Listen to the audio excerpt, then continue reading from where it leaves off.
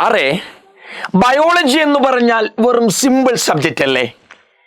ബയോളജീൻ്റെ ഉള്ളിലുള്ള ഓരോ ലൈനുകളും കാണാതെ പഠിച്ചങ്ങ് പോയി എഴുതിയാൽ സുഖമായിട്ട് നീറ്റ് എക്സാം ക്ലിയർ ചെയ്യാൻ പറ്റില്ലേ എന്ന് കരുതുന്ന ആൾക്കാരാണ് നിങ്ങളെങ്കിൽ മാറ്റിവെച്ചോ ആ ധാരണ. നമ്മൾ വിചാരിച്ച പോലൊരു സബ്ജക്റ്റേ അല്ല ബയോളജി. ബയോളജിയിലെ 99.9 ക്വസ്റ്റ്യൻസും ഫ്രം NCERT ആണ്. NCERTയിലെ ഓരോ ലൈനുകളും ഡിഫറെന്റ് ടൈപ്പ് ഓഫ് ക്വസ്റ്റ്യൻസ് ഉണ്ടാക്കാറുണ്ട്. നീറ്റ് ക്വസ്റ്റ്യൻ പേപ്പർ ഇടുന്നവർ ഓരോ ലൈനിൽ നിന്നും true or false statement wise question ഉണ്ടാക്കാറുണ്ട്, അസേഷൻ റീസൺ ഉണ്ടാക്കാറുണ്ട്, വൺ വേർഡ് ക്വസ്റ്റ്യനുകൾ ഉണ്ടാക്കാറുണ്ട്. ഓരോ ലൈനിൽ നിന്നും പല ടൈപ്പ് ക്വസ്റ്റ്യൻസും ഉണ്ടാക്കാൻ പറ്റും. അതാണ് ബയോളജി. നീറ്റ് എക്സാമിൽ +1 +2 ബയോളജി NCERT എന്ന് പറഞ്ഞാൽ ഓരോ ലൈനുകളും ഓരോ ക്വസ്റ്റ്യൻ ആണ്. ഡിഫറെന്റ് ടൈപ്പ് ഓഫ് ക്വസ്റ്റ്യൻ ഓരോ ലൈനിൽ നിന്ന് ഉണ്ടാക്കാൻ പറ്റും. അപ്പൊ NCERT വായനയാണ് ഏറ്റവും വലുതെന്ന് പറഞ്ഞാൽ നമ്മളെപ്പോഴും പറയാറുണ്ട്. നീറ്റ് എക്സാമിനെ കമ്പയർ ചെയ്യുമ്പോൾ, നീറ്റ് എക്സാമിനെ നോക്കുമ്പോൾ ബയോളജി ടെക്സ്റ്റ് ബുക്ക് എന്ന് പറഞ്ഞാൽ, NCERT ടെക്സ്റ്റ് ബുക്ക് എന്ന് പറഞ്ഞാൽ ബൈബിളാണ്, ഭഗവത്ഗീതയാണ്, ഇതൊക്കെ നമ്മൾ പറയാറുണ്ട്. മിനിമം 5ഉം 6ഉം തവണയൊക്കെ വായിക്കുന്നവർക്ക് ആ നീറ്റ് കിട്ടുക നമ്മൾ എപ്പോഴും പറയാറുണ്ട്. പക്ഷെ അതെങ്ങനെയാ സാറേ വായിക്കേണ്ടത്? ബയോളജി NCERT വായിക്കണമെന്ന് എനിക്കറിയാം, NCERT ആണ് ബയോളജിക്ക് മെയിൻ എന്നും എനിക്കറിയാം. പക്ഷെ സാറേ, എനിക്ക് വായിക്കാൻ അറിയില്ല. ഓരോ ലൈനിൽ കൂടെ പോകുമ്പോഴും അതിൽ നിന്ന് ക്വസ്റ്റ്യൻ ഉണ്ടാക്കാൻ എനിക്കറിയില്ല. ഓരോ വരാൻ ചാൻസ് ഉള്ള ക്വസ്റ്റ്യനും സ്വന്തമായി ഉണ്ടാക്കാൻ എനിക്കറിയില്ല. എങ്കിൽ അങ്ങനെ ഡൗട്ട് ഉള്ളവരാണെങ്കിൽ നിങ്ങൾ കുറച്ച് നേരം ഈ വീഡിയോ ഒന്ന് ശ്രദ്ധിച്ചിരിക്കണം മക്കളെ. നമ്മൾ ഇന്ന് ഡിസ്കസ് ചെയ്യാൻ പോകുന്നത് എങ്ങനെയാ സാറേ ബയോളജി NCERT നമുക്ക് റീഡ് ചെയ്യാൻ പറ്റുക, എങ്ങനെയാണ് ബയോളജി വായിക്കേണ്ടത്. ആദ്യം എനിക്ക് പറയാനുള്ളത് മനസ്സിലാക്കി വായിക്കുക. Understanding, not by hearting. By ഹാർട്ടല്ല, മെമ്മറൈസ് ചെയ്ത് വെക്കലല്ല, അണ്ടർസ്റ്റാൻഡിങ്. ഒരു ലൈൻ വായിക്കുമ്പോൾ ആ ലൈനിൽ എന്താണ് പറയുന്നത് എന്ന് മനസ്സിലാക്കി തലയിൽ വെക്കുക. കാണാതെ പഠിക്കാൻ നിൽക്കല്ലേ, ബൈ ഹാർട്ട് ചെയ്യാൻ നിൽക്കല്ലേ മക്കളെ. ലൈൻ ബൈ ലൈൻ വായിക്കുക, ബൈ ഹാർട്ട് ചെയ്യാൻ നിൽക്കരുത്. ലൈൻ ബൈ ലൈൻ, അതാണ് മെയിൻ. നമ്മൾ എപ്പോഴും പറയും ലൈൻ ബൈ ലൈൻ. ചുമ്മാതെ ലൈൻ ബൈ ലൈനിൽ കൂടെ കണ്ണു പോയിട്ട് കാര്യമൊന്നുമില്ല. ആ ഓരോ ലൈനുകളും മനസ്സിലാക്കണം. അതാണ് അണ്ടർസ്റ്റാൻഡിങ് ആയിട്ടുള്ള റീഡിങ്. പിന്നെന്താ, ചറപറ ചിലർ ഹൈലൈറ്റ് ചെയ്യാറുണ്ട്, സകല പൊന്നും ചിലർ ഹൈലൈറ്റ് ചെയ്യാറുണ്ട്. ഹൈലൈറ്റ് ചെയ്യേണ്ട കാര്യമില്ല, വേണ്ടത് മാത്രം. ചില വായിൽ വഴങ്ങാത്ത വേർഡുകൾ കാണും, ചില ഇമ്പോർട്ടൻറ്റ് ടേംസ് കാണും, എപ്പോഴും സ്റ്റേറ്റ്മെന്റ് വൈസ് ക്വസ്റ്റ്യൻ വരുന്ന ചില ലൈൻസ് കാണും. അതൊക്കെ എന്ത് ചെയ്ത് വെക്കുക, ഹൈലൈറ്റ് ചെയ്യുക. ചറപറ എല്ലാം കൂടെ ഹൈലൈറ്റ് ചെയ്യേണ്ട കാര്യമില്ല. പിന്നെ റീഡ് ലൈക്ക് എ പേപ്പർ സെറ്റർ. ഒരു പേപ്പർ ഉണ്ടാക്കുന്ന, നീറ്റ് ക്വസ്റ്റ്യൻ പേപ്പർ ഇടുന്ന ഒരാളെ പോലെ നിങ്ങൾ വായിക്കാൻ ശ്രമിക്കുക. Not as a student. ഒരു സ്റ്റുഡൻറ്റിനെ പോലെ ഒരിക്കലും നീറ്റ് വായിക്കരുത്. ഒരു നീറ്റ് NCERT വായിക്കുമ്പോൾ ഒരിക്കലും ഒരു വിദ്യാർത്ഥിയെ പോലെ വായിക്കരുത്. ഒരു പേപ്പർ ഉണ്ടാക്കാൻ പോകുന്ന ഒരാളെ പോലെ വായിക്കണം. അപ്പം അതിന് ഏതൊക്കെ ക്വസ്റ്റ്യൻ ഉണ്ടാക്കാൻ പറ്റും? ഒരു അധ്യാപകനെ പോലെ വായിക്കുക. അതാണ് എപ്പോഴും പറയാ, ഒരു അധ്യാപകനെ പോലെ വായിക്കുക. ഒരു അധ്യാപകൻ ക്വസ്റ്റ്യൻ ഇടാൻ വേണ്ടി ബയോളജി ടെക്സ്റ്റ് ബുക്ക് തുറന്നിരിക്കട്ടെ, മൂപ്പര് ഓരോ ലൈനിൽ നിന്ന് ക്വസ്റ്റ്യൻ ഇടാൻ ശ്രമിക്കും. അതേപോലെ നിങ്ങൾ ഒരു പേപ്പർ ഉണ്ടാക്കാൻ ശ്രമിക്കുന്ന, അല്ലെങ്കിൽ ക്വസ്റ്റ്യൻ ഇടാൻ ശ്രമിക്കുന്ന ഒരാളെ പോലെ നീറ്റ് ലൈൻ വായിക്കാൻ ശ്രമിക്കുക. ഒരു സ്റ്റുഡൻറ്റിനെ പോലെ വായിക്കുന്നേക്കാൾ കൂടുതൽ ഒരു പേപ്പർ ഇടാൻ ശ്രമിക്കുന്ന ഒരാളെ പോലെ വായിച്ചാൽ ഒരുപാട് ക്വസ്റ്റ്യനുകൾ ഓരോ ലൈനിലും മറഞ്ഞിരിക്കുന്നതൊക്കെ കണ്ടുപിടിക്കാൻ സാധിക്കും. അടുത്താണ് ആക്റ്റീവ് റീഡിംഗ് എന്ന് നമ്മൾ പറയാം. ആക്റ്റീവ് റീഡിങ് എന്താ? ആക്റ്റീവ് എന്ന് പറഞ്ഞാൽ ചുമ്മാ ചറപ്പറ വായിച്ചിട്ട് കാര്യമില്ല. ഞാൻ കാണിച്ചു നോക്ക്, ഇത് നമ്മൾ സെൽഫ് യൂണിറ്റ് ഓഫ് ലൈഫിലെ ഒരു ഭാഗമാണ് മക്കളെ. ഇതൊന്ന് വായിച്ച് എൻ്റെ ഒപ്പം എങ്ങനെയാ വായിക്കാണ്ട് ഞാൻ കാണിച്ചു തരാം, നോക്കിക്കോ. ആദ്യം ഞാൻ എല്ലാം പറയാം, എന്നിട്ട് നമുക്ക് അത് വായിക്കാം. അണ്ടർലൈൻ എക്സാമ്പിൾസ് അണ്ടർലൈൻ ചെയ്യുക. Exceptions very important. എക്സെപ്ഷൻസ് ഉണ്ട്. മോർഫോളജി എന്ന് പറഞ്ഞ ചാപ്റ്ററിൽ ഏറ്റവും വലിയ എക്സെപ്ഷൻസ് പറയുന്നത് ഓർക്കിഡ് ആൻഡ് കാസ്റ്റർ, 2 എക്സെപ്ഷൻസ് ആ പറയണത്. ഓർക്കിഡ് എന്താ? ഒരു മോണോകോട്ടാണ്. മോണോകോട്ട് ആയിരിക്കുമ്പം അതെന്താ? എൻഡോസ്പെർമസീഡാ. പക്ഷെ മോണോകോട്ട് ആയിരുന്നിട്ട് പോലും നോൺ എൻഡോസ്പെർമസീഡായ വ്യക്തിയാണ് ആര്? ഓർക്കിഡ്. കാസ്റ്റർ എന്താ? ഡൈക്കോട്ടാ. അത് നോൺ എൻഡോസ്പെർമസുകളാ. പക്ഷെ ഡൈക്കോട്ട് ആയിരുന്നിട്ട് പോലും എൻഡോസ്പെർമസ് ആയ സീഡാണ് ആര്? കാസ്റ്ററിൻ്റെത്. ഇത് രണ്ടും മോർഫോളജി പറഞ്ഞ എക്സെപ്ഷൻസ്, എക്സാമ്പിളുകള്, കമ്പാരിസണുകള്, ഇതിനൊക്കെ എന്ത് വരാൻ ചാൻസ് ഉണ്ട്? ഇതിനൊക്കെ ക്വസ്റ്റ്യൻ വരാൻ ചാൻസ് ഉണ്ട്. എക്സാമ്പിൾസ്, എക്സെപ്ഷൻസ്, കമ്പയർ ചെയ്ത് പഠിക്കണം നമ്മൾ പറയാം. ബ്രയോഫൈറ്റ് 2 ടൈപ്പ് അല്ലേ നമ്മൾ പഠിച്ചത്? ബ്രയോഫൈറ്റ് 2 ടൈപ്പ് ഉണ്ട് സാറേ. ഒന്നെന്താ ലിവർ വോഡ്സ്, രണ്ടാമത്തത് ഏതാ സാറേ? മോസസുകൾ, ലിവർ വോഡ്സ് ആൻഡ് മോസസ്. NCERT ഈ 2 ക്ലാസ്സിനെ കുറിച്ചും വലിയ പോലെ പ്രസംഗിക്കുന്നു, വലിയ പാരഗ്രാഫിൽ പ്രസംഗിക്കുന്നുണ്ട്. എന്നാൽ നിങ്ങൾ എന്ത് ചെയ്യുക? കമ്പയർ ചെയ്ത് പഠിക്കുക. ഫ്ലാറ്റ് ആണ്, ഇത് സ്പൈറൽ ആണ്, ഇതെന്താ പ്രോതാലസ് പ്രസന്റ് ആണ്, സോറി പ്രോട്ടോണിമ പ്രസന്റ് ആണ്, ആബ്സെന്റ്, പ്രോട്ടോണിമ ആബ്സെന്റ് ആണ്, പ്രസന്റ് ആണ്, സ്പോറോഫൈറ്റ് ആബ്സെന്റ് ആണ്, പ്രസന്റ് ആണ്. അങ്ങനെ കമ്പയർ ചെയ്ത് പഠിക്കുക. കമ്പയർ ചെയ്ത് പഠിക്കുമ്പോഴുണ്ടല്ലോ ആ NCERTയിലെ സകല പോയിന്റുകളും എന്താ നമ്മുടെ കയ്യിൽ വരും. കമ്പയർ ചെയ്തിട്ട് നിങ്ങൾ നോട്ടിൽ എഴുതണ്ട, NCERTന്റെ സൈഡിൽ എഴുതി വെക്കുക. നിങ്ങളൊരു NCERTയിലെ ഭാഗം വായിക്കുക. ഇവിടുന്ന് കിട്ടുന്ന എക്സ്ട്രാ പോയിന്റ്, ഇതിൽ നിന്ന് വരാൻ ചാൻസ് ഉള്ള എല്ലാ പോയിന്റുകളും NCERTന്റെ സൈഡിൽ എഴുതി വെക്കുക. അത് നമുക്ക് വേഗം അവസാന ടൈമിലൊക്കെ നമുക്ക് എല്ലാം വായിക്കാൻ ടൈം കിട്ടില്ല. ഈ ഇമ്പോർട്ടൻറ്റ് പോയിന്റ്സ് ഒക്കെ എടുത്ത് സൈഡിൽ എഴുതി വെക്കുക. സൈഡിലെ പോയിന്റ് വായിക്കുമ്പോൾ തന്നെ ഈ പാരഗ്രാഫിലെ എല്ലാ പോയിന്റും നമ്മുടെ കയ്യിൽ കിട്ടും. അടുത്തയാണ് മക്കളെ, അടുത്തയാണ് എന്ത്? NEET love single line factual statement. Single line ഫാക്റ്റുകളാണ്, സിംഗിൾ ലൈനിലുള്ള ഫാക്റ്റുകളാണ് നീറ്റ് ക്വസ്റ്റ്യൻ പേപ്പർ ഇടുന്നവർക്ക് ഏറ്റവും ഇഷ്ടം. സിംഗിൾ ലൈനിലുള്ള ഫാക്റ്റായിട്ടുള്ള ഫാക്ച്വൽ സ്റ്റേറ്റ്മെന്റ് ആണ് ഏറ്റവും കൂടുതൽ ക്വസ്റ്റ്യൻ പേപ്പർ ഇടുന്നവർക്ക് ഏറ്റവും ഇഷ്ടം. അങ്ങനെയുള്ള സെന്റൻസുകൾ ശ്രദ്ധിക്കുക. അടുത്താണ് ഡീപ്പ് റീഡിങ്. അണ്ടർസ്റ്റാൻഡിങ് ആയിട്ടുള്ള റീഡിങ് പറഞ്ഞു, ആക്റ്റീവ് റീഡിങ് പറഞ്ഞു, ഡീപ്പ് റീഡിങ് പറഞ്ഞു. ഇത് 3 മനസ്സിൽ വെച്ചിട്ട് NCERT വായിക്കാൻ പാടുള്ളൂ. ഡീപ്പ് റീഡിങ്ങിൽ എന്താ നമ്മൾ ഇമ്പോർട്ടൻസ് കൊടുക്കേണ്ടത്? ഡയഗ്രാംസ് ഇമ്പോർട്ടൻ്റ് കൊടുക്കണം. ഡയഗ്രാംസ് കാണുമ്പോൾ എത്ര അതിൽ നിന്ന് എന്തെങ്കിലും ക്വസ്റ്റ്യൻ വരാൻ ചാൻസ് ഉണ്ടോ എന്ന് നോക്കണം. ഡയഗ്രാംസിൽ അടയാളപ്പെടുത്തിയിരിക്കുന്നതൊക്കെ വട്ടത്തിനുള്ളിലാക്കണം. ഡയഗ്രാംസ് ഇപ്പോൾ ഒരു ഏതെങ്കിലും ഒരു ഡയഗ്രാം തന്നു, അത് കുറേ ആരോ മാർക്കിട്ട് അടയാളപ്പെടുത്തും. അതൊക്കെ നിങ്ങൾ അതിന് ചുറ്റും ഇങ്ങനെ വട്ടം വരയ്ക്കുക. അപ്പോൾ നിങ്ങൾ തന്നെ അതിൻ്റെ ഒപ്പം പഠിച്ചു പൊക്കോളും. ഡയഗ്രാംസ് വൃത്തിക്ക് നോക്കണം. അടുത്തെന്താ? സമ്മറി. Very very important. ഞാൻ ഇപ്പോഴും പറയുന്ന സാധനമാണ്. NCERTന്റെ ഉൾഭാഗത്തില്ലാത്ത പല കണ്ടന്റും എവിടെ കിടക്കുന്നത്? സമ്മറിയിലാണ്. സെൽ ദ യൂണിറ്റ് ഓഫ് ലൈഫിലുണ്ട്, സെൽ സൈക്കിളുണ്ട്, അനാട്ടമിയിലുണ്ട്. ഏത് ചാപ്റ്റർ എടുത്താലും ഉള്ളിൽ പറയാത്ത ഒരുപാട് കണ്ടന്റുകൾ കിടക്കുന്ന എവിടാ? സമ്മറിയിലാ. സമ്മറിയിൽ നിന്ന് ക്വസ്റ്റ്യൻ വരാറുണ്ട്. സമ്മറിയിലെ പോയിന്റുകളിൽ നിന്നും ക്വസ്റ്റ്യൻ വരാറുണ്ട് മക്കളെ. അടുത്താണ് ബോക്സഡ് റീഡിങ്. ബോക്സ്, ഏതെങ്കിലും ബോക്സുകളോ ടേബിളുകളോ എവിടെങ്കിലും ഉണ്ടെങ്കിൽ അതെന്ത് ചെയ്യണം? വായിച്ചു വെച്ചേക്കണം. ഒന്നും മിസ്സാക്കാറില്ല. ചുരുക്കി പറഞ്ഞാൽ എന്ത് ചെയ്യുക? NCERT അരിക്കി പറിച്ചങ്ങ് വായിക്കുക. അത് നമ്മൾ പറയാം, അരിക്കി പറക്കി അങ്ങ് വായിക്കുക നമ്മൾ പറയാറുണ്ട്. ആ രീതിയിൽ വായിക്കണം NCERT. പിന്നെന്താ ഏറ്റവും ഇമ്പോർട്ടൻറ്റ് സാധനം? Presence of മൈൻഡാ.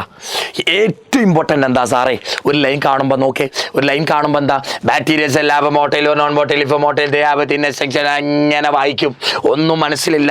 പതുക്കെ സമയമെടുത്ത് ഓരോ ലൈനുകളും പ്രസൻസ് ഓഫ് മൈൻഡോടുകൂടി കാണാതെ പഠിക്കാതെ മനസ്സിലാക്കി പോവാ. അണ്ടർസ്റ്റാൻഡിങ്ങോടെ പോവാ, നോട്ട് ബൈ ഹാർട്ടിങ്. ബൈഹാർട്ടല്ല ചെയ്യേണ്ടത്. ഓരോ ലൈനുകളും മനസ്സിലാക്കി അതിനെന്ത് ക്വസ്റ്റ്യൻ വരാം. ഞാൻ തന്നെ ഒരു ക്വസ്റ്റ്യൻ ഇടുകയാണെങ്കിൽ അതിന് ഏത് ടൈപ്പിലുള്ള ക്വസ്റ്റ്യൻ വരും, ആ രീതിയിൽ ചിന്തിച്ച് മുമ്പോട്ട് പോയാൽ ബയോളജി NCERT നല്ല അടിപൊളിയായിട്ട് വായിക്കാൻ പറ്റും.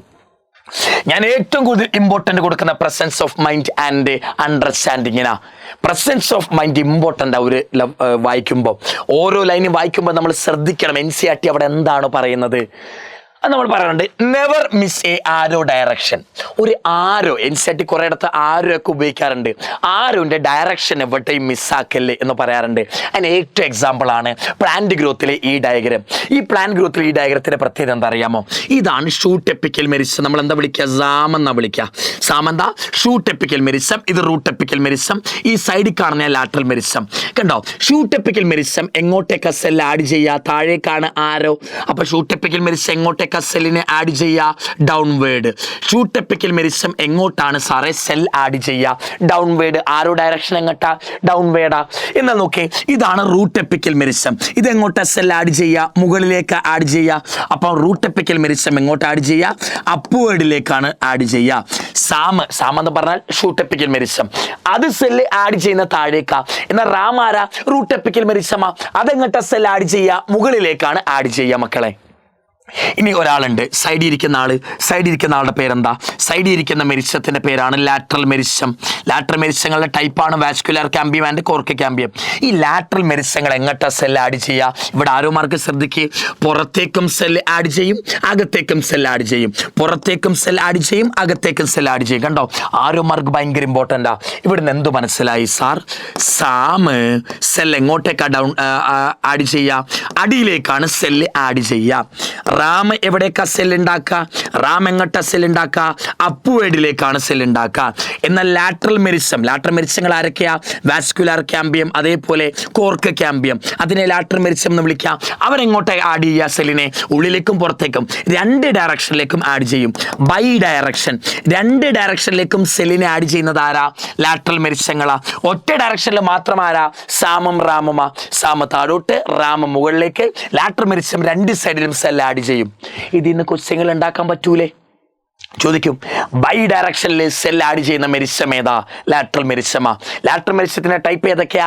Vascular cambium, cork cambium. ഇതൊന്നും NCERT എഴുതി വെച്ചിട്ടില്ല. ഇതെവിടെയും ഡൗൺവേർഡ് ആണ്, അപ്വേർഡ് ആണ് സെൽ ആഡ് ചെയ്യുന്നത്. രണ്ട് ഡയറക്ഷനിലും ലാറ്ററൽ മെരിസം ആഡ് ചെയ്യും എന്നൊന്നും എവിടെയും എഴുതി വെച്ചിട്ടില്ല. ഇവിടെ എന്താ എഴുതി വെച്ചിട്ടുള്ളത്? സെൽ ആഡ് ചെയ്യുന്ന ഡയറക്ഷൻ അവർ ആരോ മാർക്ക് ഇട്ട് കൊടുത്തിട്ടുണ്ട്. ആരോ മാർക്കിൽ അവരെല്ലാം പറയുന്നുണ്ട് മക്കളെ. ആരോ മാർക്ക് ശ്രദ്ധിക്കണം. കണ്ടോ, സാം എന്ന് പറഞ്ഞാൽ ഷൂട്ടെപ്പിക്കൽ മെരിസം. Arrow mark താഴേക്കാ. അതിന്റെ അർത്ഥം എന്താ? അവർ പുതിയ സെല്ലിനെ ഉണ്ടാക്കുന്നത് താഴേക്കാണ്. റാമിന്റെ ആരോ മാർക്ക് മുകളിലേക്കാ. അതിന്റെ അർത്ഥം എന്താ? റാം പുതിയ സെല്ലിനെ ഉണ്ടാക്കുന്ന മുകളിലേക്കാണ്. വാസ്കുലർ ക്യാമ്പിയം എന്ന് പറഞ്ഞാൽ ലാറ്ററൽ മെരിസമാ. അത് ഉള്ളിലേക്കും പുറത്തേക്കും എന്തിനെ ആഡ് ചെയ്യും? സെല്ലിനെ ആഡ് ചെയ്യും. Never miss an arrow, never miss an arrow ഞാൻ എപ്പോഴും പറയുന്ന കാര്യമാ. പിന്നെന്താ? Only, except, mainly, rarely, generally, ഇങ്ങനെയുള്ള വാക്കുകൾ എപ്പോഴും എന്ത് ചെയ്യുക? മനസ്സിൽ ഓർത്ത് വെക്കുക. ഇങ്ങനെയുള്ള വാക്കുകൾ എവിടെങ്കിലും NCERT വരുന്നുണ്ടെങ്കിൽ അത് പ്രത്യേകം ഒന്ന് ശ്രദ്ധിക്കാൻ ശ്രമിക്കണം. ഇതൊക്കെയാണ് പ്രസൻസ് ഓഫ് മൈൻഡ് എന്ന ടോപ്പിക്ക് എനിക്ക് പറയാനുള്ളത്. മനസ്സിരുത്തണം, ഇതൊക്കെ കണ്ടുപിടിക്കണം. മനസ്സിരുത്തി വായിച്ചാലേ ഇതൊക്കെ കാണാൻ പറ്റൂ. ആരുടെ ഡയറക്ഷനൊക്കെ മനസ്സിരുത്തി വായിച്ചാലേ കിട്ടുള്ളൂ മക്കളെ. ഞാനൊരു ഭാഗം നിങ്ങൾക്ക് വായിച്ച് കാണിച്ചു തരാം കേട്ടോ. ഇതാണ് നമ്മൾ സെൽ ദ യൂണിറ്റ് ഓഫ് ലൈഫിൽ ഞാൻ എങ്ങനെയാണ്, ഒരു അധ്യാപകൻ എങ്ങനെയാണ് NCERT വായിക്കുക ഞാൻ കാണിച്ചു തരാം. ഞാൻ എങ്ങനെയാണ് ഇതിൽ നിന്ന് ക്വസ്റ്റ്യൻ ഉണ്ടാക്കുക, ഇതെങ്ങനെയാണ് ഞാൻ വായിക്കുക. ശ്രദ്ധിച്ചോ. Bacterial cells have, cell may be motile or non motile. Bacteria cell may be എന്താകാം? മോട്ടൈലാകാം, നോൺ മോട്ടൈലാകാം. മോട്ടൈലാകാം, നോൺ മോട്ടൈലാകാം. ചലിക്കാം, ചലിക്കാതിരിക്കാം. ഇവിടുന്ന് ഞാനൊരു സെന്റൻസ് ഉണ്ടാക്കാം. ഞാൻ തന്നെ ഒരു സെന്റൻസ് ഉണ്ടാക്കി. എന്താ? Bacteria cell always motile. Bacteria cell എപ്പോഴും മോട്ടൈലാണ്. തെറ്റാണ്. ബാക്ടീരിയ സെൽ ഒന്നെങ്കിൽ മോട്ടൈലാകാം, ഒന്നെങ്കിൽ നോൺ മോട്ടൈലാകാം. എപ്പോഴും മോട്ടൈലാണെന്നോ എപ്പോഴും നോൺ മോട്ടൈലാണെന്നോ പറയാൻ പറ്റില്ല. ഇതിലേതെങ്കിലും ഒന്നേ ആകുള്ളൂ. എല്ലാ ബാക്ടീരിയയും മോട്ടൈലാണ്, എല്ലാ ബാക്ടീരിയയും നോൺ മോട്ടൈലാണ് എന്ന് പറഞ്ഞാൽ തെറ്റാണ്. NCERT തന്നെ പറയുന്നുണ്ട് ബാക്ടീരിയ സെൽ മേ ബി എന്താ? മോട്ടൈല, നോൺ മോട്ടൈല. ബാക്ടീരിയ എടുത്താൽ ചിലർ മോട്ടൈലാകാം, ചിലർ നോൺ മോട്ടൈലാകാം. എല്ലാവരും മോട്ടൈലൊന്നും അല്ല, എല്ലാവരും നോൺ മോട്ടൈലൊന്നും അല്ല. അപ്പൊ ഫസ്റ്റ് സ്റ്റേറ്റ്മെന്റ് ഞാൻ ഉണ്ടാക്കി. ഇങ്ങനെ ഒരു ക്വസ്റ്റ്യൻ വേണമെങ്കിൽ വരാം, ഇങ്ങനൊരു സ്റ്റേറ്റ്മെന്റ് വരാം. അടുത്ത, ഇഫ് മോട്ടൈൽ, അവർ മോട്ടൈലാണെങ്കിൽ, അവർ ചലിക്കുമെങ്കിൽ, they have thin filamentous extension from their cell wall called ഫ്ലജെല്ല.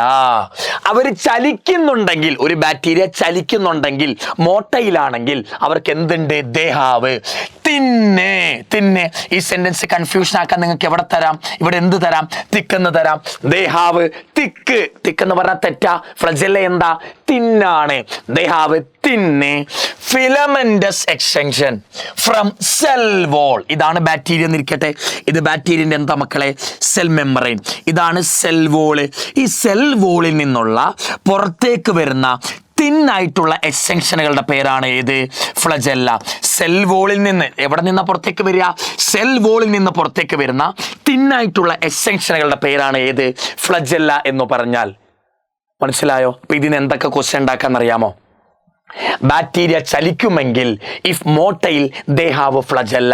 Bacteria മോട്ടൈലാണെങ്കിലേ, ബാക്ടീരിയ ചലിക്കുമെങ്കിലേ അവർക്ക് എന്തുള്ളൂ? ഫ്ലജെല്ലയുള്ളൂ. അങ്ങനല്ല സത്യത്തിൽ പറയേണ്ടത്. എങ്ങനെ പറയേണ്ടതെന്ന് അറിയാമോ? ഒരു ബാക്ടീരിയക്ക് ഫ്ലജെല്ല ഉണ്ടെങ്കിലേ എന്ത് ചെയ്യുള്ളൂ? അവര് ചലിക്കുള്ളൂ. അങ്ങനെ പറയേണ്ടത്. ചലിക്കുന്നെങ്കിൽ ഫ്ലജെല്ല ഉണ്ടെന്നല്ല, ഫ്ലജെല്ല ഉണ്ടെങ്കിലേ ബാക്ടീരിയ ചലിക്കുള്ളൂ. അപ്പൊ മോട്ടൈലാണെങ്കിൽ അവർക്ക് എന്ത് കാണും? ഫ്ലജെല്ല കാണും. ഫ്ലജെല്ല എന്താ സാർ? തിന്നാണ്, തിക്കല്ല. എവിടെ നിന്നാ അവർ വരിക? ഫ്രം എക്സ്റ്റൻഷൻ, പറഞ്ഞാൽ പുറത്തേക്ക് വരുന്ന ഉന്തല്. ഫ്രം സെൽ വോൾ എന്നാ എഴുതിയേക്കണേ. വേണമെങ്കിൽ ഇവിടെ സെൽ മെംബ്രെയിൻ ആക്കി സെന്റൻസ് വേറെ ആക്കാം. സെൽ മെംബ്രെയിൻ ആക്കിയാൽ സെന്റൻസ് തെറ്റിപ്പോയി. സെൽ വോളിൽ നിന്ന് വരുന്നതാണ് ആര്? ഫ്ലജെല്ല. കണ്ടോ എങ്ങനെ സെന്റൻസ് ഉണ്ടാക്കുന്നത് മനസ്സിലായോ? ബാക്ടീരിയ ഷോസ്, ബാക്ടീരിയ എന്ത് ചെയ്യുന്നു? കാണിക്കുന്നു. എന്ത്? എ റേഞ്ച് എന്ന് പറഞ്ഞാൽ എന്താ? ഓരോന്ന് അറിയാത്ത വാക്കുകൾ ഉണ്ടെങ്കിൽ നെറ്റിൽ വല്ലതും അടിച്ചു കൊടുത്തിട്ട് മനസ്സിലാക്കുക, എന്നിട്ട് ബാക്കി വായിക്കുക. ദേ ഹാവ് റേഞ്ച് എന്ന് പറഞ്ഞാൽ difference. Range in number and arrangement of flagella. ഓരോ ബാക്ടീരിയ എടുത്താലും ബാക്ടീരിയ എന്ത് ചെയ്യും? ബാക്ടീരിയന്റെ നമ്പർ ആയിക്കോട്ടെ, ബാക്ടീരിയന്റെ അറേഞ്ച്മെന്റ് ആയിക്കോട്ടെ, എന്ത് വരാം? വ്യത്യാസം വരാം. ഓരോ ബാക്ടീരിയക്ക് ഓരോ രീതിയിലാണ്. ചില ബാക്ടീരിയക്ക് 2 ഫ്ലജെല്ല, ചിലതിന് 3 ഫ്ലജെല്ല. നമ്പറിൽ വ്യത്യാസം വരും. പിന്നെ അറേഞ്ച്മെന്റ് എന്ന് പറഞ്ഞാൽ എന്താ? ബാക്ടീരിയന്റെ അറേഞ്ച്മെന്റ് ചിലതുണ്ടല്ലോ, ചെറുതിന്റെ ഫ്ലജെല്ല എല്ലാം ഒരേ പോയിന്റിൽ നിന്ന് ഉണ്ടാകാം. ചില ബാക്ടീരിയന്റെ ഫ്ലജെല്ല ഒന്ന് ഈ സൈഡിൽ നിന്നാണെങ്കിൽ ഒന്ന് ഈ സൈഡാ. അറേഞ്ച്മെന്റിലും വ്യത്യാസം വരും. അപ്പൊ ഇവിടുന്ന് വരുന്ന ചോദ്യം എന്താ അറിയാമോ? Bacterias shows range in number only, range in arrangement only, both number and arrangement, none of this. ഞാൻ തന്നെ ഉണ്ടാക്കിയ ക്വസ്റ്റ്യനാ. ബാക്ടീരിയ വ്യത്യാസം, റേഞ്ച് എന്ന് പറഞ്ഞാൽ വ്യത്യാസം, ചേഞ്ച് കാണിക്കും. ഏതിലൊക്കെ? ഫ്ലജെല്ലേന്റെ നമ്പറിലും ഫ്ലജെല്ലേന്റെ അറേഞ്ച്മെന്റിലും. രണ്ടിലും ബാക്ടീരിയകൾ വ്യത്യാസം കാണിക്കാറുണ്ട്. അപ്പൊ നമ്പറിലും അറേഞ്ച്മെന്റിലും എന്ത് കാണിക്കും? വ്യത്യാസങ്ങൾ കാണിക്കും. അപ്പൊ ഇവിടുന്ന് ക്വസ്റ്റ്യൻ വരാം. അടുത്ത bacterial flagellum is composed of 3 parts. ഇവിടുന്നുള്ള ക്വസ്റ്റ്യൻ എന്താ? Bacterial flagellum is composed of 2 parts. 2 parts എന്താ? തെറ്റാ. ബാക്ടീരിയക്ക് എത്ര പാർട്സ് ഉണ്ട്? 3 പാർട്സ് ഉണ്ട്. ഏതൊക്കെയാ? Filament, hook, basal body. ഇതാണ് സാറേ 3 ഭാഗങ്ങൾ. Filament is the longest portion. അപ്പൊ ഇവിടുത്തെ 1 വേർഡ് ക്വസ്റ്റ്യൻ ഞാൻ ഉണ്ടാക്കി. ഫ്ലജെല്ലിന്റെ 3 ഭാഗങ്ങളിൽ ഏതാണ് ഏറ്റവും ലോങ്സ്റ്റ് പോർഷൻ? നീളമുള്ള പോർഷൻ ഏതാണ്? ഫിലമെന്റ്. ഏറ്റവും നീളമുള്ള പോർഷൻ ഏതാ? ഫിലമെന്റ് ആണ്. And it extend from cell surface to outside. ഈ ഫിലമെന്റ് എന്ത് ചെയ്യുന്നു? സെല്ലിന്റെ സർഫസിൽ നിന്ന് പുറത്തേക്ക് വരുന്നു. അപ്പൊ ഇവിടെ അടുത്ത ക്വസ്റ്റ്യൻ ഉണ്ടാക്കി. Which of the following is not true about filament? ഫിലമെന്റിനെ കുറിച്ച് പറയുന്നതിൽ ഏതാണ് തെറ്റ്? 1, it is a part of flagella. ഫ്ലജെല്ലിന്റെ ഭാഗമാണ്. കറക്റ്റാ. അടുത്തത്, it is a longest portion. Correct ആണോ? കറക്റ്റാ. അടുത്തെന്താ? It not extend from cell surface to outside. ഇത് സെൽ സർഫസിൽ നിന്ന് ഔട്ട്സൈഡിലേക്ക് വരുന്നില്ല. നോട്ട് എക്സ്റ്റെൻഡിങ് എന്നാ. അപ്പൊ അതെന്താ? തെറ്റാ. ഇത് എക്സ്റ്റെൻഡ് ചെയ്യുന്നുണ്ട്. എവിടെ? സെൽ സർഫസിൽ നിന്ന് പുറത്തേക്ക്. കണ്ടോ? ഇങ്ങനെയാണ് സ്വന്തമായിട്ട് ക്വസ്റ്റ്യൻ ഉണ്ടാക്കാം. ഇപ്പൊ നിങ്ങൾ തന്നെ ഈ ഒരു 2-3 ലൈനിന് എത്ര ക്വസ്റ്റ്യൻ ഉണ്ടാക്കി നിങ്ങൾ തന്നെ ചിന്തിച്ച് നിങ്ങൾ തന്നെ ക്വസ്റ്റ്യൻ ഉണ്ടാക്കിയാൽ മതി. ബിസൈഡ്സ് ഫ്ലജെല്ലെ കൂടാതെ പിലി ഫിംബ്രി ആർ ഓൾസോ സർഫസ് സെക്ചേഴ്സ്. സർഫസ് സെക്ചർ എന്ന് പറഞ്ഞാൽ എന്താ? ബാക്ടീരിയന്റെ സർഫസിൽ നിന്ന് പുറത്തേക്ക് വരുന്ന സെക്ചറുകളെയാണ് നമ്മൾ എന്ത് വിളിക്കുക? സർഫസ് സെക്ചർ എന്ന് വിളിക്കുക. ആരൊക്കെയാ സർഫസ് സെക്ചറുകൾ? NCERT പറയുന്നു. ആരൊക്കെ? പിലി ഫിംബ്രിയെ. ആരൊക്കെയാ സർഫസ് സെക്ചറുകൾ? പിലി ഫിംബ്രിയെ മാത്രമല്ല മക്കളെ സർഫസ് സെക്ചർ. NCERT പറയുന്നുണ്ട് ബിസൈഡ് ഫ്ലജെല്ലയെ കൂടാതെ പിലി ഫിംബ്രിയുമാണ് സർഫസ് സെക്ചർ. എന്താ സർഫസ് സെക്ചർ? സർഫസിൽ നിന്ന് പുറത്തു വരുന്ന സെക്ചർ. അപ്പൊ ടോട്ടൽ സർഫസ് സെക്ചർ ഏതൊക്കെയാ? പിലി ഫിംബ്രിയെ മാത്രമല്ല, അതിൽ ഫ്ലജെല്ലയും ഉണ്ട്. ബിസൈഡ്സ് ഫ്ലജെല്ലയെ കൂടാതെ ഈ 2 പേരുണ്ടെന്നല്ലേ? അപ്പൊ ടോട്ടൽ സർഫസ് സെക്ചർ ആരൊക്കെയാ? ഈ 3 പേരാ. പിലി ഫിംബ്രിയെ മാത്രമല്ല സർഫസ് സെക്ചർ. പിലി ഫിംബ്രിയെ ഫ്ലജെല്ലയും സർഫസ് സെക്ചറാ. വേണമെങ്കിൽ ചോദ്യം വരാം. താഴെ തന്നിരിക്കുന്നവയിൽ ഏതൊക്കെയാണ് സർഫസ് സെക്ചേഴ്സ് ഓഫ് ബാക്ടീരിയ? 1 മീസോസോം അല്ല. 2 റൈബോസോം അല്ല. 3 ഫ്ലജെല്ല ആണ്. പിലി ആണ്. ഫിംബ്രി ആണ്. കുറെ ഓപ്ഷൻ തന്നിട്ട് എത്ര എണ്ണമാണ് സർഫസ് സെക്ചേഴ്സ് എന്ന് ചോദിക്കാം. അപ്പൊ പഠിച്ചു വെച്ചേക്കണം. ഓഫ് ദ ബാക്ടീരിയ പിലി ഫ്ലജെല്ലിന്റെ പണി എന്താ? ബാക്ടീരിയനെ ചലിപ്പിക്കുക. പിലി ഫിംബ്രി എന്താ? സർഫസ് സെക്ചർ ഓഫ് ബാക്ടീരിയ ആണ്. But do not play in role in motility. Bacteria ചലിപ്പിക്കുന്നത് ആരാ? ഫ്ലജെല്ലയാ. എന്നാൽ ബാക്കി 2 സർഫസ് സെക്ചർ ആരാ? Pili fimbria. പിലി ഫിംബ്രിയക്കും ബാക്ടീരിയ ചലിപ്പിക്കാൻ റോളില്ല. ചലിപ്പിക്കുന്നതിൽ റോളില്ല. ഓർത്ത് വെച്ച അടുത്ത point. Which of the following is not true about pili and fimbriae? Pili ഫിംബ്രിയുമായിട്ട് ബന്ധപ്പെട്ട് എന്താണ് ട്രൂ അല്ലാത്തത്? 1, they are സർഫസ് സ്ട്രക്ചേഴ്സ് കറക്റ്റാ. പിലി ഫിംബ്രി എന്തിൽ വരുന്ന സർഫസ് സ്ട്രക്ചർ ആണ്. അടുത്തെന്താ പിലി എന്താ ഇലോങ്ങേറ്റഡ് ട്യൂബുലാർ സ്ട്രക്ചർ ആണ്, made up of special protein ആണ്. അടുത്ത സെന്റൻസ് ഇത് തന്നു, അത് കറക്റ്റാ. ഫിംബ്രി എന്താ സ്മോൾ ബ്രിസ്റ്റിൽ, ബ്രിസ്റ്റ് എന്ന് പറഞ്ഞാൽ കുറ്റിനാര് പോലെ, small bristle like fibrous structure coming out from cell, sprouting എന്ന് പറഞ്ഞാൽ പുറത്തേക്ക് വരുന്നു. ആ സെന്റൻസ് തന്നു. ലാസ്റ്റ് സെന്റൻസ് എന്താണെന്നറിയാമോ? Pili fimbriae helps in motility, pili fimbriae helps in motility എന്നൊരു സെന്റൻസ് തന്നു. ഏതാ തെറ്റ്? നാലാമത്തെ. പിലി ഫിംബ്രിയം ഒരിക്കലും ബാക്ടീരിയനെ ചലിപ്പിക്കാൻ സഹായിക്കുന്നില്ല. ചലിപ്പിക്കാൻ സഹായിക്കുന്നത് ആരാ മക്കളെ? ഫ്ലജെല്ലയാ. അപ്പൊ സാറേ പിലിന്റെ ഫിംബ്രിന്റെ പണി എന്താ? In some bacteria, in some bacteria, in all bacteria എന്നല്ല, ഇൻ സം ബാക്ടീരിയ. കണ്ടോ, സമ്മക്ക് വന്നാൽ പ്രത്യേകം നോക്കണം. ഇൻ സം ബാക്ടീരിയ, ചില ബാക്ടീരിയകളിൽ ദേ ആർ, ദേ എന്ന് പറഞ്ഞാൽ ആരാ? Pili fimbriae. Pili fimbriae known to help attach the bacteria to rock, പാറയിലേക്ക് ബാക്ടീരിയയെ പറ്റിപ്പിടിപ്പിക്കുക. അതേപോലെ ഹോസ്റ്റ് സെൽ, ബാക്ടീരിയ വളരുന്ന സെല്ലിന്റെ പേരാണ് ഹോസ്റ്റ് സെൽ.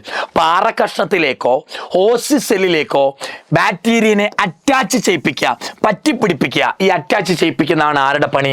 പിലി ഫിംബ്രിയന്റെ പണി. ഇതെന്താ? ഈ പിലി ഫിംബ്രിയും ഈ ഫംഗ്ഷൻ എല്ലാ ബാക്ടീരിയയിലും ചെയ്യാറില്ല. ചില ബാക്ടീരിയയിൽ മാത്രമേ പിലി ഫിംബ്രിയും അറ്റാച്ച്മെന്റിന് സഹായിക്കുന്നുള്ളൂ. അതെവിടെ കിടക്കുന്ന സാറേ? In some bacteria. അപ്പൊ ഈ സെന്റൻസ് ശരിയാണെന്ന് പറ.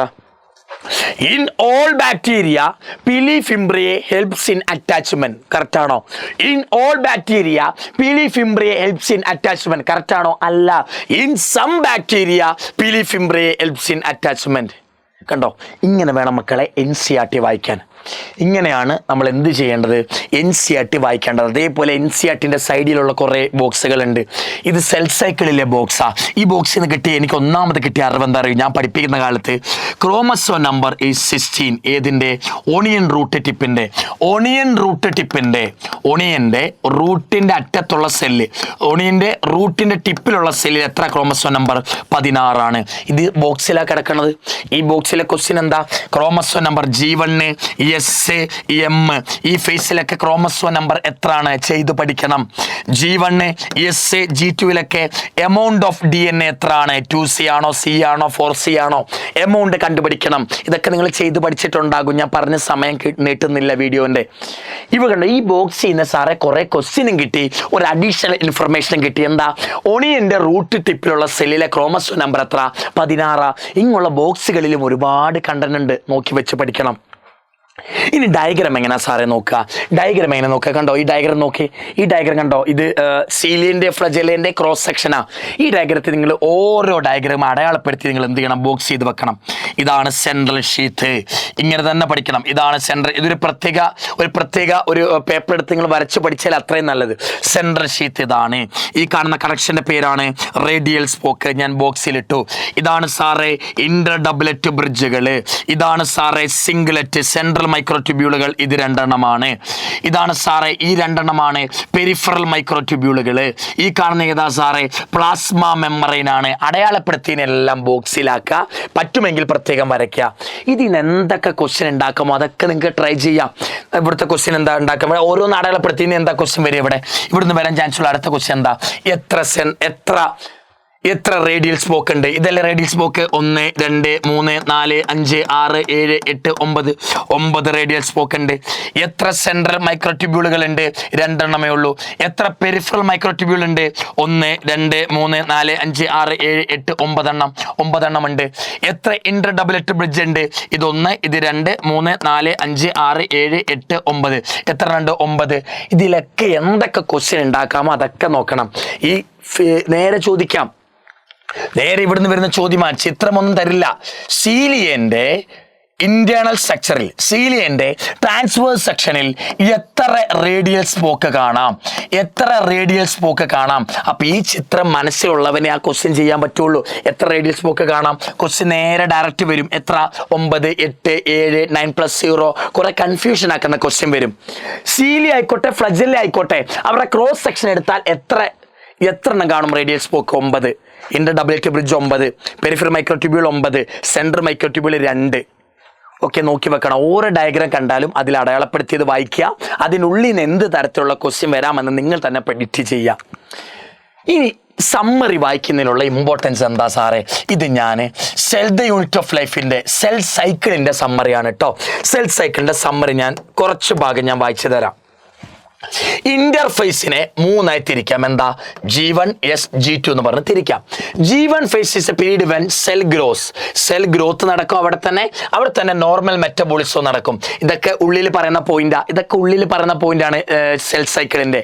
സമ്മറിയിലെ വലിയ ഇമ്പോർട്ടൻറ്റ് പോയിന്റ് ഒന്നും അല്ല. സമ്മറിയിലെ ഇമ്പോർട്ടൻറ്റ് പോയിന്റ് എന്താ അറിയാമോ? Most of the organelle doubles in this phase. ഒരു സെല്ലിന്റെ ഓർഗന്റെ പേരാ സെൽ ഓർഗനൽ. അതിലെ ഒട്ടുമിക്ക സെൽ ഓർഗനൽസും ഡബിൾ ആകുന്ന ഫേസ് ഏതാണ്? G1 phase. NCERT ഇവിടെ പറയുന്നുള്ളൂ, ഇതൊന്നും ഉള്ളിൽ പറയണില്ല. Most of the cell organelle doubles in G1 phase. ഒട്ടുമിക്കത്, എല്ലാം അല്ല കേട്ടോ. കണ്ടോ, ഈ വാക്ക് ഇമ്പോർട്ടൻ്റാ. മോസ്റ്റ് എന്ന all cell organelle doubles in G1 phase എന്നല്ല അവർ പറഞ്ഞത്. Most of the cell organelle doubles in this phase. ഏതാ? G1 phase. ഓക്കെ, ഒട്ടുമിക്ക സെൽ ഓർഗനലും എവിടെ ഡബിൾ ആകുക? G1 ഫേസിലെ ഡബിൾ ആകുക.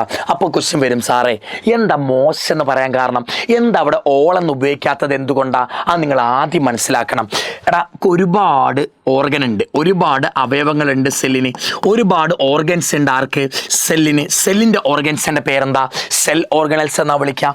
അതിൽ വരുന്ന ആളാ nucleus, mitochondria, chloroplast, endoplasmic reticulum, Golgi apparatus, അങ്ങനെ കുറേ ആൾക്കാരുണ്ട്. സെൻട്രോസോം, ഇതൊക്കെ എവിടെ വരിക? ഇതൊക്കെ സെൽ ഓർഗനൽസാ.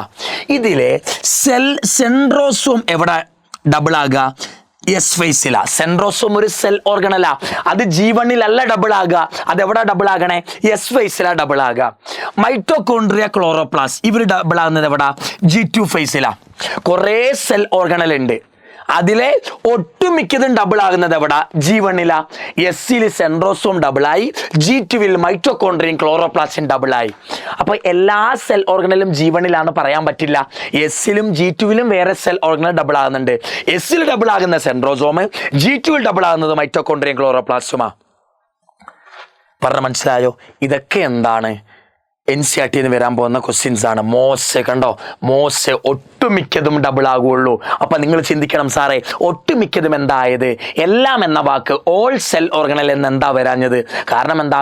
G1 ഒട്ടുമിക്കതും അവിടെ ഡബിൾ ആകും. G1 അല്ലാതെ എസ്സിലും G2 വേറെ സെൽ ഓർഗനൽസും ഡബിൾ ആകുന്നുണ്ട്. അതുകൊണ്ട് G1 എല്ലാ സെൽ ഓർഗനൽസും എന്ന് ഉപയോഗിക്കാൻ പറ്റില്ല. ഇതൊക്കെ NCERT ഇമ്പോർട്ടൻസ് ആണ്. സമ്മറി വായിക്കുന്നതിനുള്ള ഇമ്പോർട്ടൻസ് ആണ്, പരീക്ഷയ്ക്ക് വരാറുണ്ട്.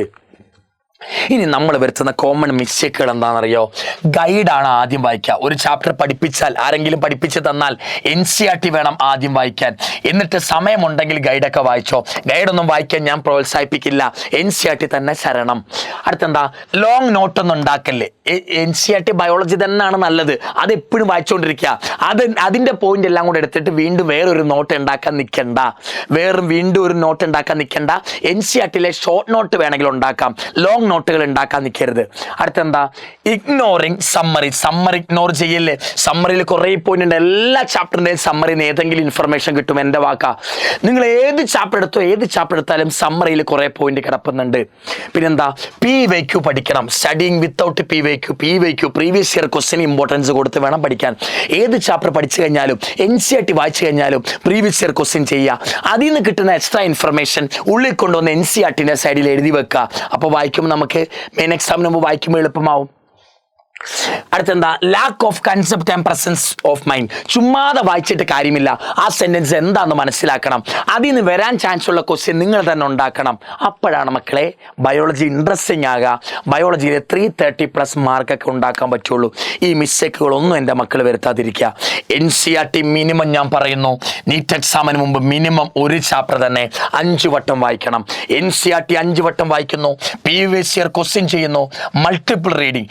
NCERT വെച്ച് PYQ ക്വസ്റ്റ്യൻ ചെയ്ത് മൾട്ടിപ്പിൾ റീഡിങ് ഏകദേശം എത്ര? 5 വട്ടം. ഇത് 3 ചെയ്താൽ എന്തായി? 330+ മാർക്കായി. NCERT ടെക്സ്റ്റ് ബുക്കിലെ ബാക്കിലുള്ള ക്വസ്റ്റ്യൻസും ചെയ്യണം കേട്ടോ. എക്സാംപ്ലറും ചെയ്യണമെന്ന് ഞാൻ പറയാം. NCERT എക്സാംപ്ലറും ചെയ്യണം, പ്രീവിയസ് ഇയർ ക്വസ്റ്റ്യൻ ചെയ്യണം, മിനിമം ഒരു 5 വട്ടം വായിക്കണം. എങ്കിൽ എന്തായി? 330+ മാർക്കായി മക്കളെ. ഇത്രയും ചെയ്താൽ നിങ്ങളുടെ NCERT വായന പ്രോപ്പറാണെന്ന് നമുക്ക് പറയാൻ പറ്റും. ഓക്കെ, എല്ലാ പ്രശ്നങ്ങളും പരിഹരിച്ചുകൊണ്ട് എൻ്റെ മക്കൾ നല്ല വൃത്തിക്ക് വായിക്കാൻ ശ്രമിക്കുക. എന്തെങ്കിലും ബുദ്ധിമുട്ടുകൾ നിങ്ങൾ അനുഭവിക്കുന്നുണ്ടെങ്കിൽ ഒന്ന് കമൻറ്റ് ബോക്സിൽ പറയാം. നമ്മൾ അടുത്ത വീഡിയോ നമുക്ക് അതുമായിട്ട് ബന്ധപ്പെട്ടൊരു വീഡിയോ ചെയ്യാം. ഓക്കെ, അപ്പം എന്താണ് എനിക്ക് പറയാനുള്ളത്? എപ്പോഴും പറയണ പോലെ പഠിച്ചേക്കണേ മക്കളെ, പഠിച്ചേക്കണേ മക്കളെ. Thank you future doctors. Thank you future doctor. എന്നെ പോലെ നല്ലൊരു ഡോക്ടറാകാൻ ശ്രമിക്കുക. ഓക്കെ, ജസ്റ്റ് ഞാൻ എന്നെ തന്നെ പൂർത്തിയതാണ് കേട്ടോ. ഓക്കെ, നല്ലപോലെ പഠിക്കുക. Thank you future doctors. എന്തെങ്കിലും പ്രശ്നങ്ങളുണ്ടെങ്കിൽ ഒന്ന് കമൻറ്റ് മെൻഷൻ ചെയ്യുക, നമുക്ക് അതിനനുസരിച്ച് വീഡിയോസ് ഉണ്ടാക്കാം. ഇതേപോലെ സമ്മറി വായിക്കുക, എക്സെപ്ഷൻ വായിക്കുക, example, diagrams, columns, proper NCERT line by line. Note കാണാതെ പഠിക്കൽ, നോട്ട് കാണാതെ പഠിക്കരുത്. നോട്ട് ഒരിക്കലും കാണാതെ പഠിക്കരുത്. ലോങ് നോട്ടുകൾ ഉണ്ടാക്കല്ലേ. വേണമെങ്കിൽ ചെറിയ ചെറിയ ഇമ്പോർട്ടൻറ്റ് പോയിന്റ്സ് അടങ്ങുന്ന ഷോർട്ട് നോട്ട് ഉണ്ടാക്കിക്കോ. എല്ലാ ഇമ്പോർട്ടൻറ്റ് പോയിന്റുകളും ഒരു പാരഗ്രാഫിൽ ഇമ്പോർട്ടൻറ്റ് പോയിന്റുകൾ എടുത്ത് NCERT സൈഡിൽ എഴുതി വെച്ച് പഠിക്കുക. ബയോളജിയിൽ ഒരു ഡൗട്ട് വന്നാൽ NCERT തുറന്നാൽ മതി എന്ന രീതിയിലാക്കി മാറ്റുക. ബയോളജിയിൽ ഡൗട്ട് വന്നാൽ NCERT മാത്രം ആശ്രയിക്കാൻ ശ്രമിക്കുക. മിനിമം ഒരു 60-70 ക്വസ്റ്റ്യൻസ് ഒരു ചാപ്റ്ററിന് ചെയ്യണം. ബയോളജി ക്വസ്റ്റ്യൻ ചെയ്യേണ്ടെന്ന് പലരും പറയും. മെറ്റീരിയൽ 60-70 ക്വസ്റ്റ്യൻസോളം മിനിമം ഒരു ചാപ്റ്ററിൽ തന്നെ മക്കൾ ചെയ്യണം. എന്നാലേ നമുക്ക് നമ്മുടെ മിസ്റ്റേക്കുകൾ മനസ്സിലാകുള്ളൂ ബയോളജിയിൽ. ഓക്കെ, ഉഷാറായിട്ട് പഠിക്കുക. നിങ്ങൾ നാളത്തെ ഡോക്ടേഴ്സാ മക്കളെ. എൻ്റെ വാക്കാണ്, എൻ്റെ ഉറപ്പാണ്.